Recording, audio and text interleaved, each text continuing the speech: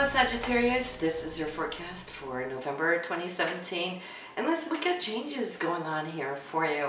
And one of the first things I want to point out is Jupiter, and I think you're all waiting for that information. What is Jupiter going to do now that it changes signs? And it has just moved into that of Scorpio, which is represented in your 12th house, which has to do with its subconsciousness, it has to do with dream state, it has to do with what's working for you behind the scenes and so forth. Jupiter is your ruler, by the way, right? So it's extra powerful, and it's in the 12th house, which is ruled by Pisces, and Jupiter used to be the ancient ruler of Pisces. So it's super strong in here, and that being in the sign of Scorpio, which is also a sister sign to the 12th house. So triple whammy, Jupiter, and what I feel this is, Jupiter can represent people in high places that can come in, work for you, but not necessarily up front and in your face because it's 12th house, but behind the veils. They can be working for you, helping you, push you forward, and so forth. And not only is Jupiter now going to be here for the next 12 months, but as we start out this month, some of you have your birthday towards the end of November, but we have the sun, we got Mercury, we got the new moon also in the 12th house. We have a whole little party going on.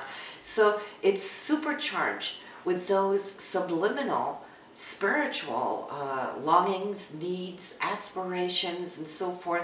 It's like Spirit is communicating to you directly if you're good about listening. So open up your channels, not just your ears, but your higher dimensional ears to take in whatever these prompts that are coming to you. You're extremely intuitive this month. If you follow those hunches, a lot of good things can come from it, and you're going to see the manifestation of that already next month in December. More on that. But what more is coming in is that right now, as we start off, November, Venus and Mars, they're operating in your 11th house, and they did in October. The 11th house is hopes and dreams. It is also groups, organizations, and so forth, friendships, acquaintances, and having both Venus and Mars here, Venus being love and romance, Mars being your action, your drive, your goals.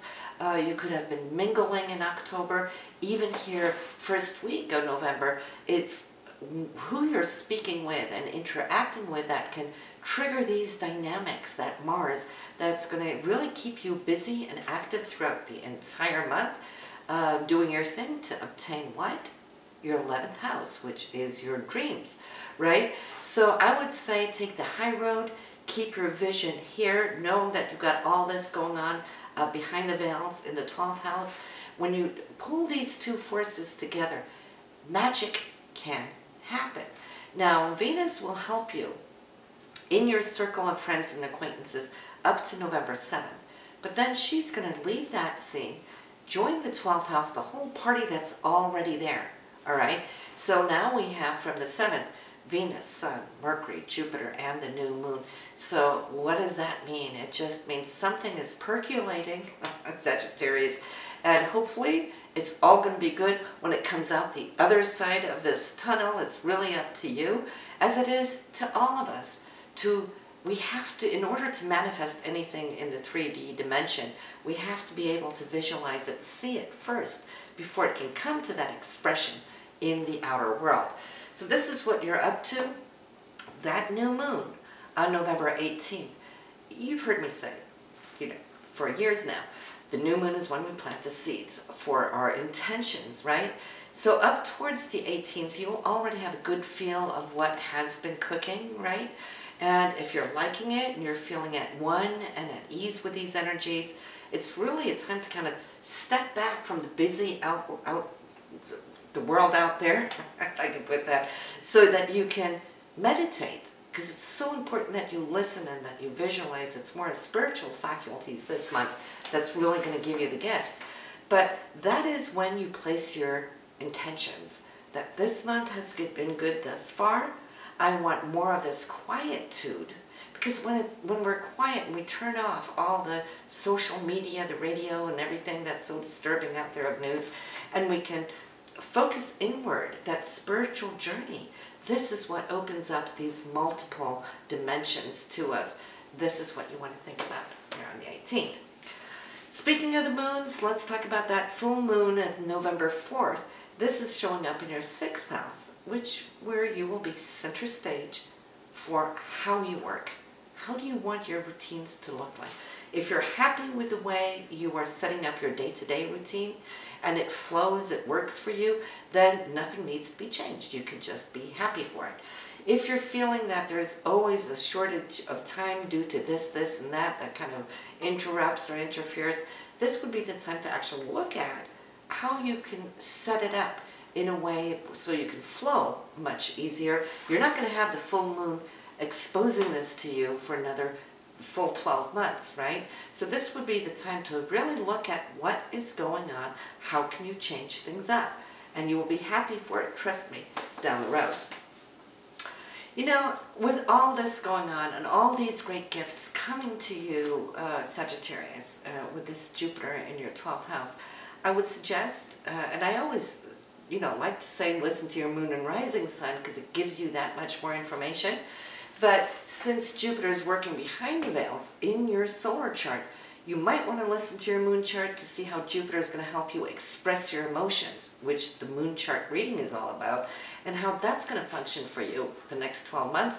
Your rising sign reading will show how you're going to be expressing all that Jupiterian energy, how you are going to be received from the external world. So this month of all months, I would say, yes, definitely do. When you get a chance, listen to that. But listen, this month, we only have actually one day that we need to pay a little attention to and kind of like lay low, right? Fly under the radar. More on that when we're coming up to it, but this is a month actually where there is just beautiful, harmonious energy. So talk about catching one's wave and then just surfing it. It starts out here on the 3rd with Venus and Saturn. Venus being love, romance, things that we desire, right? Which is in your 11th house, coupling up with Saturn, your 2nd house, for your 1st house, I'm sorry, for personality. So I'm feeling you could secure something on this day, and it's between you and somebody in some group or an organization or through a friend, which is that 11th house Venus. And I feel not only can you get secured, because that's what Saturn does. Saturn always looks out for the longevity of those things that are good for us. But I feel it's divine bliss or a blessing, because the sun, which represents you, is magically aligned to Neptune, which is not just hopes and dreams and visions, but it's creativity and so forth. It's very spiritual. So I feel whatever is coming together is like a dream come true. Circle the 3rd, pay attention to it. I think you're going to be totally floored because on the 4th, I feel there's a follow-up of something unexpected coming in, which relates to that, money or things that you love and desire that can profoundly, affect you on a personal level. And then on the 9th, we have the sun, which is you, and it's still behind the scenes, so it's like it's not out there in the world yet, but you know what's going on. And it is now aligning itself with Pluto, which has a pivotal point of transformation showing up in your 2nd house for money and income.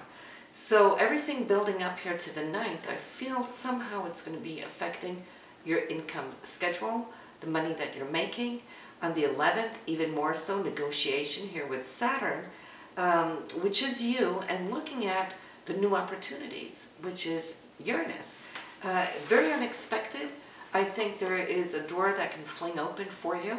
Uranus is currently transiting that 5th house of creativity, self-expression, the arts, romance too, and children are represented by this Uranus. But when Saturn comes in, Saturn has been for the last 2.5 years trying to find a new foundation of security for you. And yes, it can have been very tough and challenging for many of you Sagittarians, because we feel like we have the weight on our shoulders, like carrying an elephant around for 2.5 years. That's tough. That's a challenge, right?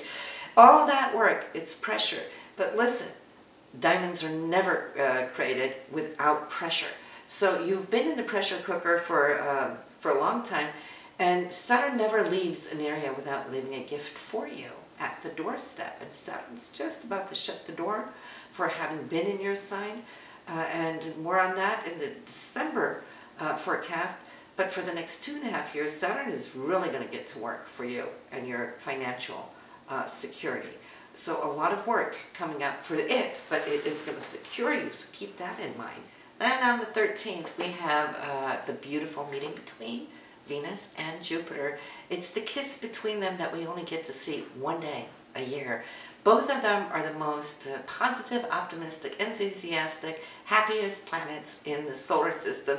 Venus ruling love and romance and money, the things we love and desire, attract, that we create. Anything Venetian, anything beautiful in this world is ruled by Venus. Jupiter is what expands everything with abundance, surplus, right? Optimism, enthusiasm. So when they meet, this is absolutely bliss, you know, and it is the best day in the year, in fact, to get married, get engaged, that kind of thing. Happy union is what we want to think. Now, for those of you Sagittarians waiting for a contract or something, and you are lucky to get a contract here, let me tell you, not only is that going to be a great contract, but one that can be with you for a very long time. And I'm going to tell you why, because we got Saturn here within communication and contracts too, a little bit later this month. But this November 13th is definitely something you don't want to miss. I'd say circle it on your calendar. And if there's any miscommunication, only because Mercury and Neptune are square, so you might think that you're hearing something that you're not. If there's any question about anything of this good news, just make sure that you ask the right questions. Clarify it right away. Which I see you will. But this beautiful energy is carrying over here through the 14th, 15th, into the 16th. Now, just like Venus and Jupiter, which gave you that great, great, great insight, Venus is now coupled in a beautiful golden trine to Neptune. And Neptune is the higher octave of Venus. So this is like love made in heaven, right? It's that soulmate type energy. Love and romance, absolutely. Candlelight dinner, wine, champagne, absolutely. If you're single, you might meet somebody with that soulmate signature that is crossing your path, so don't sit at home. It's very artistic, let me tell you, because both Venus and Neptune are artistic. So there could be an expression of this where you can channel a lot of this beautiful energy. So definitely don't let this pass. You pretty much have this throughout that of all of November, since Neptune is so beautifully represented this month, and with key planets that can trigger it to the point where, you know, like I said, channeling is pretty much a part of it. Now on the 17th, I can see how there's news that you're going to be relating outwardly. There could be phone calls, text, emails, you know, snail mail, whatever it is. But Mercury is all that linear communication, right? What we share, what we speak, and how we present it. And it is being presented with Mars, with energy, right? Mars always being very goal-oriented, right? So busy day, to and fro, errands and so forth, absolutely.